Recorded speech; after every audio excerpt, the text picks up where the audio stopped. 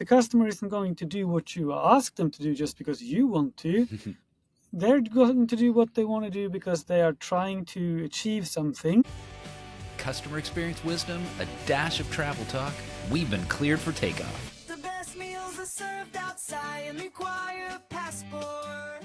Hey there, CX Passport listeners. Today we're heading to Norway for the very first time. Y'all know how much I love getting to hear perspectives from a new country. Joining me is Helge Tennø, introduced to me by Michelle Stevens back in episode 227. Helge's path in CX, it didn't start with a traditional customer experience role. He was actually running workshops where people talked about change, but no one could really define what was changing. That line of thinking kept pulling him back to the human at the center of it all. In his work, Helge has focused on helping organizations shift their mindset from product first to customer first. It's about moving that conversation from customers buying products to customers solving needs. And when he's not thinking about how companies can connect with customers, Helge is out on the trails running 50 Ks alongside his ultra runner wife.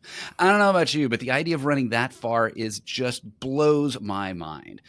I'll stick to the shorter distances and let Helge handle the ultras. Helge, welcome to CX Passport. Thank you very much, Rick, for having me. It really does blow my mind about the 50Ks. So I will try not to be overly distracted by that.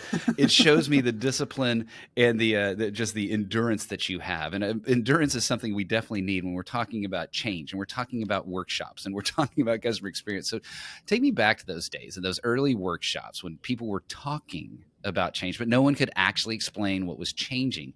How did that shape the way you think about the human at the center of transformation? So to me, it's all about problem solving and identifying like what is the reason for this thing happening in the first place. And as you mentioned, I was doing this workshop or participating in these workshops where people were talking about change and nobody could figure out what was the change. So I thought business opportunity. Let's help them figure out what the change is tangibly so they can fix it. And everything I kind of ventured into, I ended up in the same place. I came back to that human at the center of things.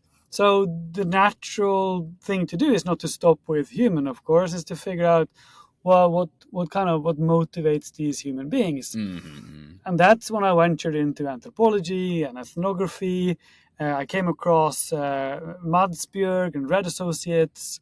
Madsbjerg had written an HBR article called "When an Anthropologist Enters a Bar."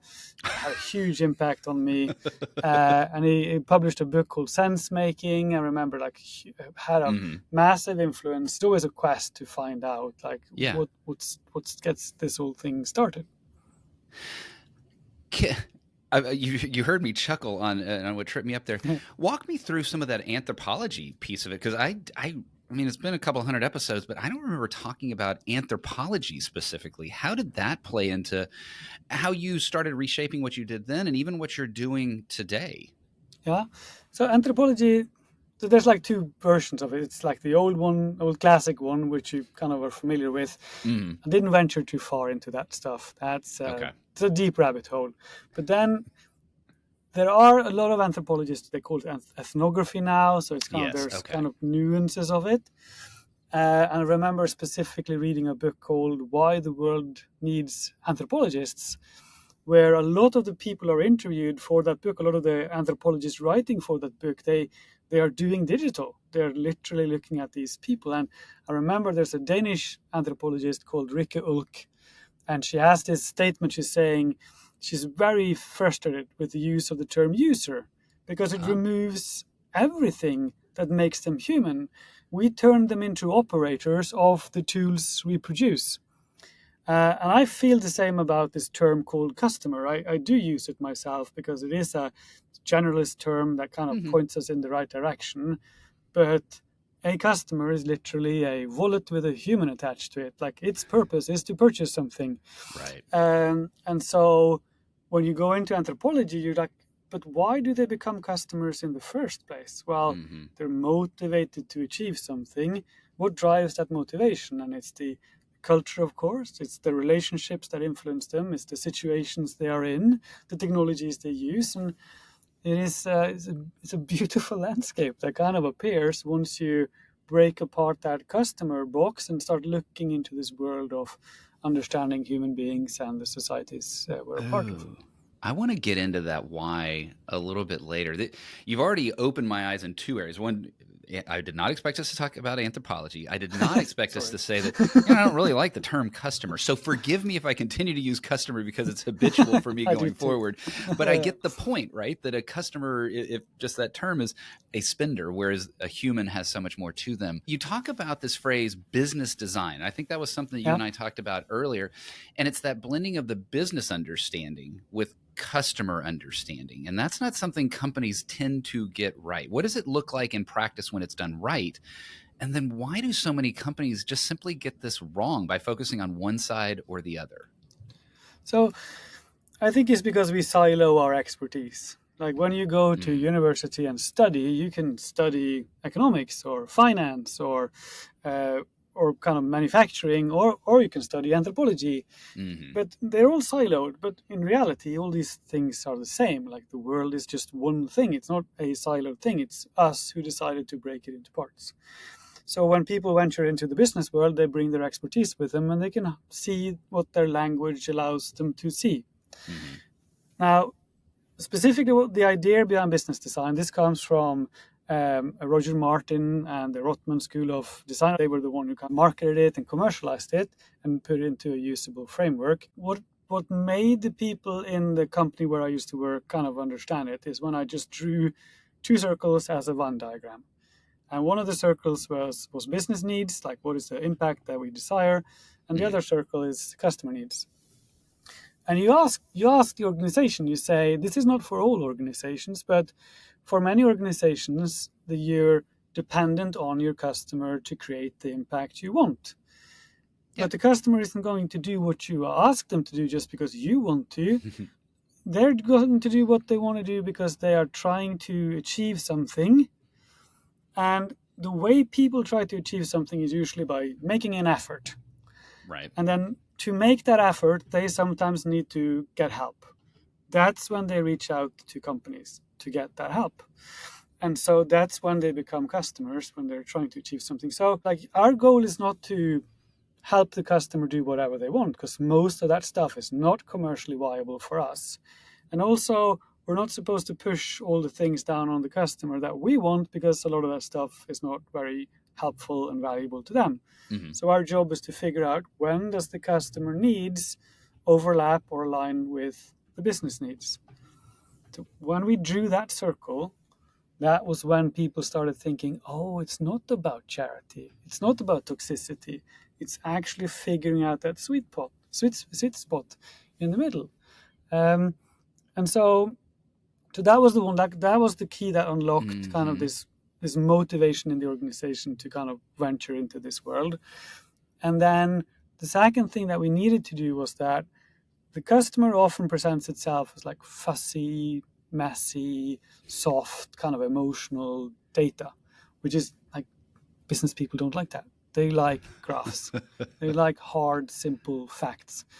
And so the second thing we needed to do was to figure out what is the data that we can capture and how do we translate it from this messiness that it's where it comes from and into something that's more comfortable for business people to make decisions on. Yeah.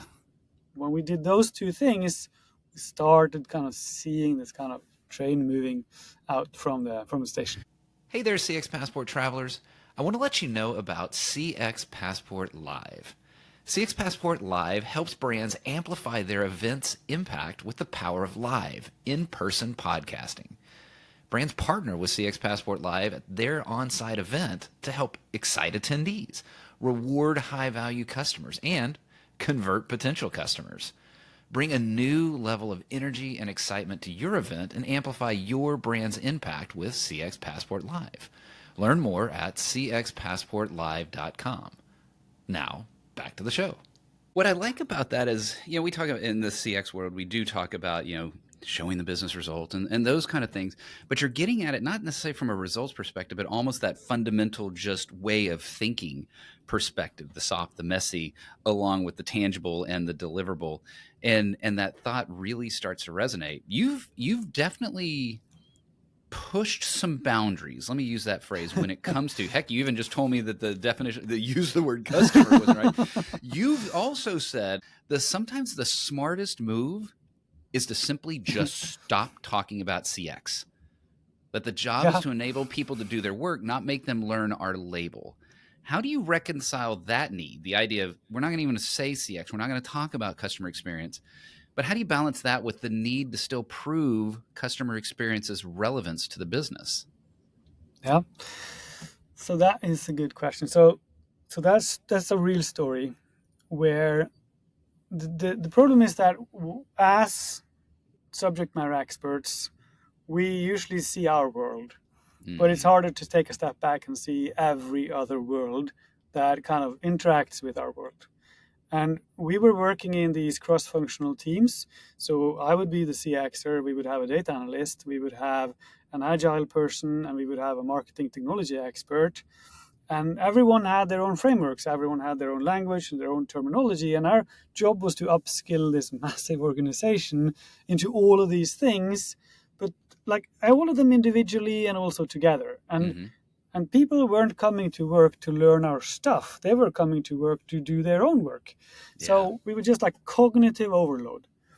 And so we thought, well, why are we teaching these people that they're doing CX? Like, it doesn't really matter that they know our label. What matters is that they're doing good customer work.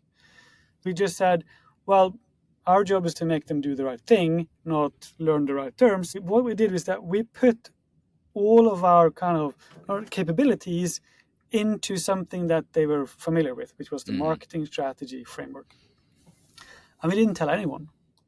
And so they were just thinking we're doing marketing. But there was like a hugely customer-centric marketing framework. So I don't think we would have been able to do it if we had kind of stood our ground and folded our hands and said, no, everyone's going to know they're doing CX. People would have just shut their kind of blinders down. But it brings me to this other problem that I think we need to solve. Because when I started doing CX-ish kind of issues, it's back in 2010. And back then, like, we were like CX was at the top of the organization. So the top-level leadership figured out that if we can get everyone to align around the same customer, then we will work better together. And now, that was great. But what happened is that the customer got pushed down, into operationalized into the organization. Now, 15 years later, there's not like one customer everyone has in common. Everyone has their own customer, even if it's the same person. Everyone has their own terminology to describe this person. Everyone has their own data. Everyone has their own methodology. And so now the customer is a divider. It enforces silos instead of putting them together. And I believe one of the reasons why is because we're just very close to just being a tool. And so we need to be disrupted in the same way that other companies and industries and ways of thinking needs to be disrupted. So this is kind of one of my things that makes me very unpopular, is that I'm saying, hang on, guys, like, are we ripe for disruption? Have we become tools? Yeah. And that's why we haven't got the influence. And we need to like disrupt, not just incrementally improve. We need to disrupt what we're doing in order to get back up there with the main decision makers and have influence. I think we're seeing that disruption, whether we're asking for it or not, in the job turmoil that exists in this particular type of function. However it's labeled, customer-oriented roles have such a significant job disruption. What does that, if we're going to do what you're describing, what does that look like? You have the magic wand. Yeah. How do you disrupt this industry? So what we did, or what I did, was that I tried to figure out, like, what is it that I'm actually doing? Because a customer is like, it's an entity, it's a unity. But I'm not really good at the human being. What I'm good at is understanding a external force of influence that the company can't control and figure out how that external force of influence influences our business decisions and our impact. It can be a human being.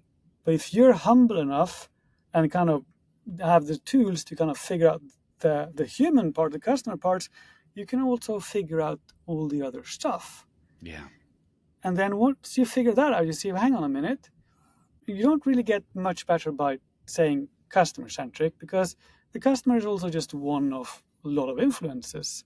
So if you're too customer-centric, you can't see the other influences. So we started saying the customer is not the customer, it's the system is the customer. So we took a step back and we tried to use our kind of expertise in taking this wide angle external lens. We started applying it to the other forces of influence on what creates business impact. So some people call it systems thinking. I'm not sure the systems thinkers would approve of us, but like we just tried to say to think bigger, because we felt that what we had become was a little bit too myopic.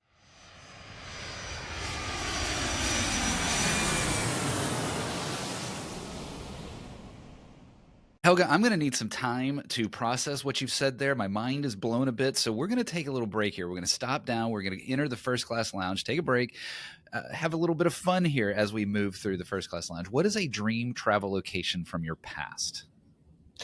Tokyo. Yeah. I come back to that country again and again and again. I don't know why, but I just feel so much better when I'm there. What a great description. I've had people that want to go to Japan that have been there. I've been there. I like that description. You just feel better. Absolutely. And I completely agree with that sentiment. What about looking forward? What is a dream travel location you've not been to yet? So I want to go to Bangkok. I don't know why. I don't know if it's that chess song or something else, but I really hope not. If I have on my list, there's Bangkok on the top of it. That's the place that I really want to see next. I have some Thai family members, and so we've had the opportunity to go there.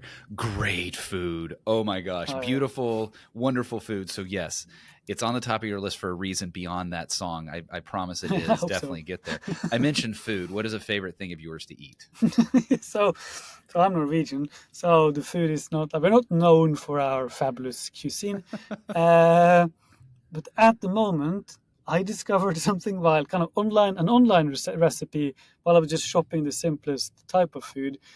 It's a pasta dish with salsiccia in it and tomato and cream. It's just 4 ingredients. It's just super simple, but I just can't get enough of it at the moment. What is it again? Say what it was. So salsiccia is a sausage. It's a sausage type. Got it. And then just pasta, and then it's just tomato sauce and some cream in it. But I used that salsiccia. I think the salsiccia taste just that sounds really good. Well, what is something that you were forced to eat growing up, but you just hated as a kid? Yes, true. The only thing my mum told me I didn't have to eat, because she could kind of clearly see that this was not, I wouldn't be able to, was something, it's called bacalhau. Okay. I don't know if you've heard about it. It's very popular in Norway and very popular in Portugal. I think it's dried fish in a tomato soup sauce with some vegetables and onions and tomato. Not exactly sure, but I started crying. I refused to eat it. They put me to bed at 5:00 in the afternoon. I had to stay there until the next day. But she just got it like that. I wasn't playing up. Like generally. This was real. It's not going in, Mom.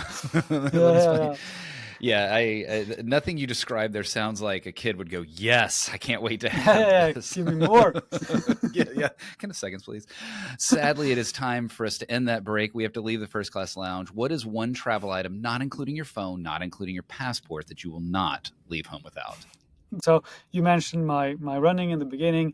And every time I go somewhere and I'll stay there for a night or a morning, I always bring my running shoes and shorts so that I can try to get a short or longer run in the city that I'm visiting.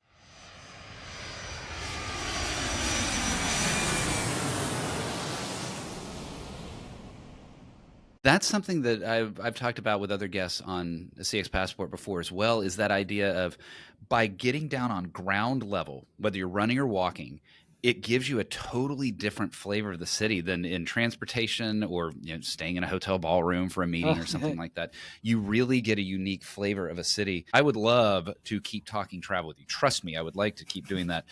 But you've got some other things that I want to learn about. And you have talked about, and I've seen them, right? We've all seen technology transformations fall absolutely flat. And then later succeed when the customer was part of the story. In your experience, what have you seen when that focus shifts to the needs instead of just products or processes? Yeah. So as I came into this giant organization back in 2019 as a part of a digital transformation team. Now, we were not popular, I would say, because we kept kind of, it's like force feeding people on technology. Right. But the problem is that these people that have to use the new technology, they're asked to come in to do the same work in the same way, producing the same output and being measured in the same way. You just have to use new technology to do it. So they don't get it. And so I was part of this cross-functional team with CX and Agile and analytics and technology. So we said, well, let's change it. Let's lead with the customer. And so, because if you change the mindset, so simply change it from a product perspective to a customer perspective, you change the language. So people start using different terms. That means that they're going to start asking new questions. Now, once people start asking new questions, they're going to demand new data, and this data is going to lead to new insights. And that insights is going to lead to them discovering new opportunities. And these opportunities will demand new technologies. And to be able to deliver on those technologies, they would need new competencies and new skills and new ways of working. And in order to get all of that done, then you need new measurements. And then once I kind of put it together in that chain, I understand, well, hang on a minute, that's the narrative. Like when you start with the human beings behind your customers and your employees, and you change the language and change the questions, they are going to demand the change. You're not demanding them to change. They're demanding from you, the capability builders, that you start giving them the stuff that they need, because now they're asking for new things. So that's when it came back to the customer. Customer is the key to kind of unlocking this new demand in the organization. And when we started doing that, started working. It's interesting. You're getting a little meta there, that you're having them focus on their customer. You are, by focusing on your customer's needs, they're then now asking you to pull this technology. And certainly the idea of being pulled to deliver something rather than pushing it on someone clearly is a way to make that transformation succeed. I like that switch. Can we go back to something that you talked about? You talked about that story where you were a small CX team and you were influencing a larger sort of marketing organization. Can you get real tactical with me? Because I know there's a lot of CX teams, we talked about the job disruption, that are smaller than they were before. Marketing in other organizations continue to maintain their size in many organizations. How can that CX team really tactically get their insights woven into something as big as the large marketing organization? Hitch it to something bigger. That was our philosophy. So we just went hunting. This organization was huge. There was maybe 100 different initiatives. Some of them were tiny. Some of them were getting traction. Some of them were hugely kind of visible. And we just thought, how do we hitch what we know to what's already moving? What's already got its stakeholders in place? What's already moving? And as most often in life, we were lucky. We had this huge redoing of their marketing strategy for the entire enterprise, and they needed to introduce the customer, and our team was the team that had kind of done that quite thoroughly over the last 5 years. So we just leaned in and started working with this team, and was lucky enough to hitch our wagon to one of the biggest other wagons in the company.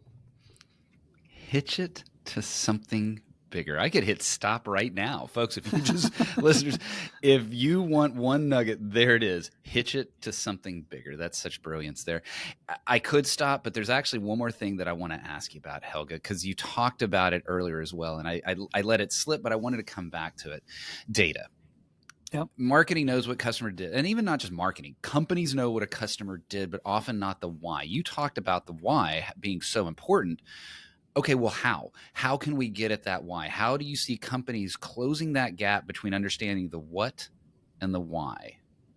Yeah. So the first thing we had to do, you have to unlearn something, and this is probably the hardest part, because I think in most organizations, like, what you will see is that people make decisions based on the data they have. Mm-hmm. And they would say my decisions may be not like perfect because the data is not perfect, but I'm going to make decisions based on the data I do have. And so we went after the data, and we told our kind of leaders that we have a customer data gap in this organization. Like, literally, the data we use every day to make decisions about our customers is product data and channel data. Mm-hmm. But these are things, these are technologies. They're not human beings. And so we demonstrated this kind of gap between like our channels, which are like channel optimization metrics, and understanding human beings. So this was kind of widely accepted. Like, people had not an issue with that. It's hard for the people who own the engagement metrics, especially, to get told that you're not measuring value, you're measuring engagement. But once you get that, you create this gap. You're saying what you used to measure to assume business value, which was engagement, that's not a thing. Like, you're measuring, like, you created this gap now in the measurement chain. And so what we were lucky enough to do, because we had our Venn diagram with customer needs equals business needs, is that we were able to set up our strategy framework based on that. So we asked these simple questions. What is the customer needs that applies to, or kind of aligns with, our business needs? What is our value proposition to offer value to that need? And what is the behavioral change that leads to business value? So behavioral change leads from us bringing them value. So it's a very simple kind of chain of events. So we would measure engagement, because you would still measure engagement.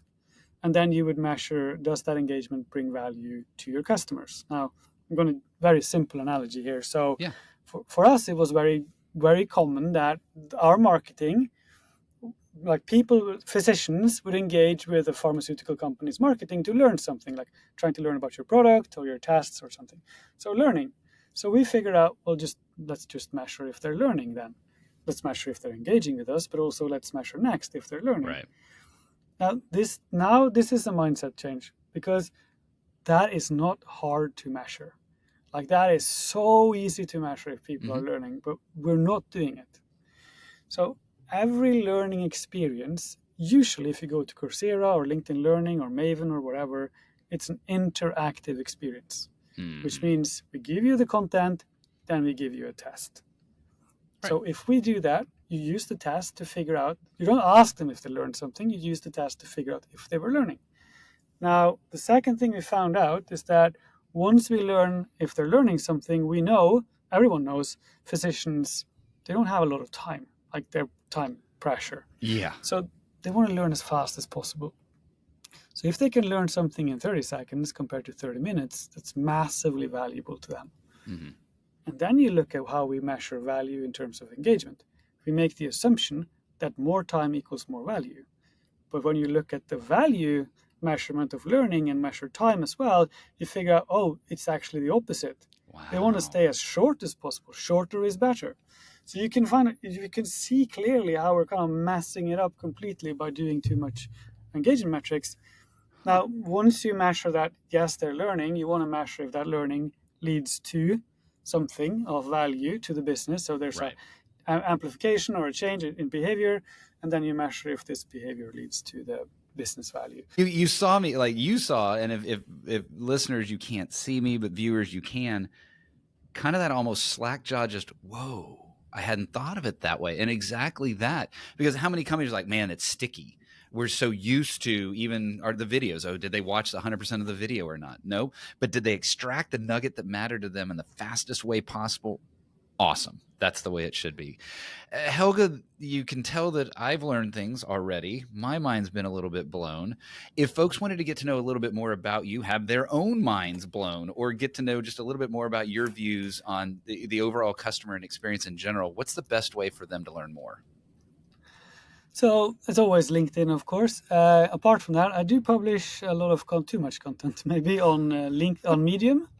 So I'm everything new is dangerous at medium.com or .medium.com. So that's where I publish most of my stuff. I spend too much time trying to figure out why the world works the way it does and how it should be better. And I need an exhaust pipe. And so I put it on Medium. I will definitely get those links into the show notes so you can go to LinkedIn or to Helge's Medium content, his exhaust pipe, if you will, as you described it. Suffer. Helge, this has been a delightful conversation. I've learned, I've enjoyed, and I've laughed, and all of those are things that I love in an episode of CX Passport. Helge, thank you for being on CX Passport. Thank you for having me, Rick.